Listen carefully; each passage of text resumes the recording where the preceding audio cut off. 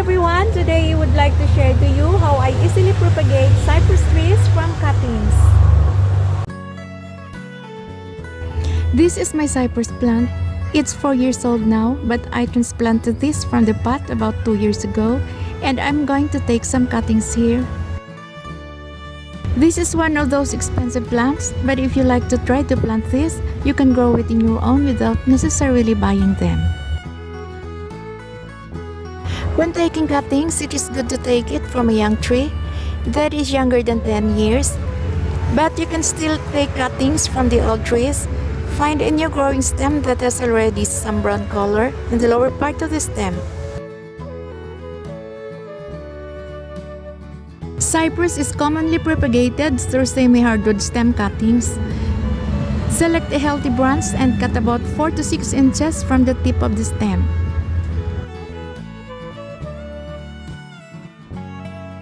Cut at the semi-hardwood portion of the stem.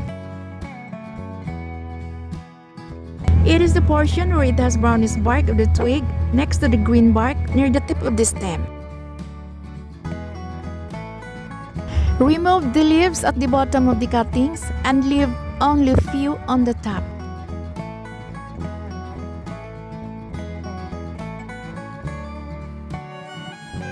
Cut the stem at 45-degree angle or just a slanting cut to give a larger surface for the roots to grow.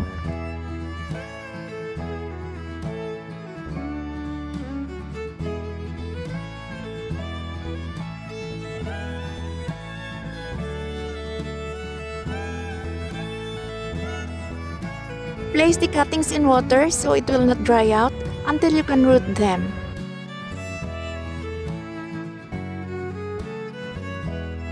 But don't let them sit this way for more than 12 hours. Cypress will grow in a wide range of soils like acidic, sandy, clay, or loamy.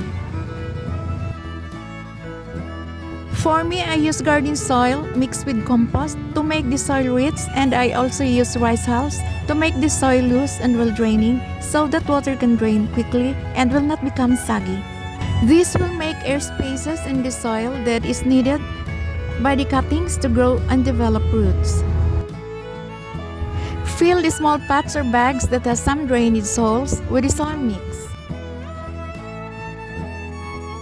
Then stick the cuttings in the soil.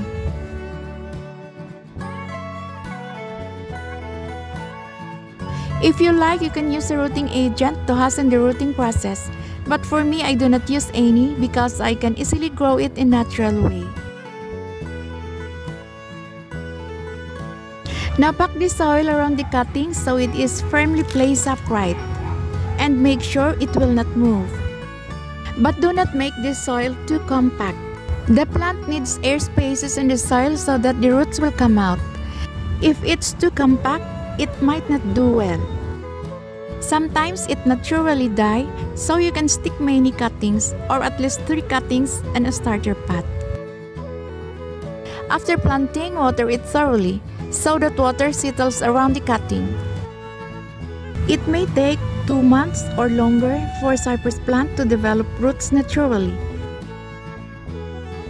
It will need to be kept in warm, humid place to help the cuttings develop root faster. But for me, I just simply put them under full shade in my garden and water them every day. Don't place the newly planted cuttings in sunlight because it will dry out and will die. The cuttings could take few months or longer to take root and grow.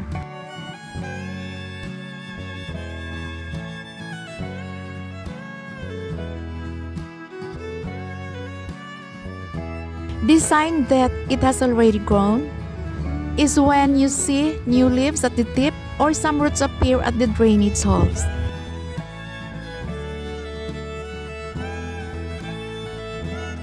When the roots are developed, it's the time to transplant them into bigger containers or into the garden. Plant cypress in an area that receives full sun and has well-drained soil. Keep the new plant soil moist until it starts growing in its own.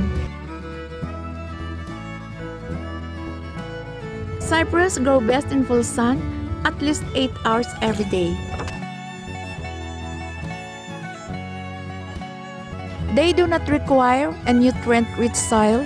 They grow best on moist but well-drained soil. But the plant will be happy if you give it organic feed like compost.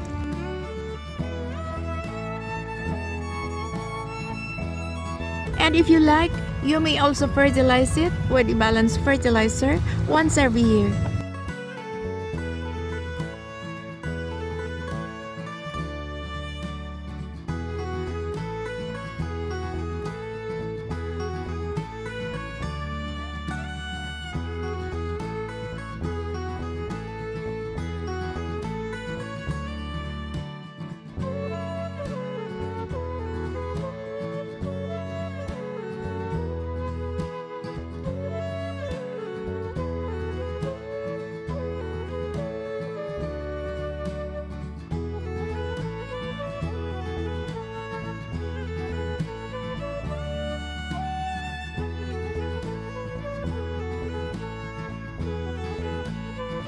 And now friends, we come to the end of this video. Thank you for watching.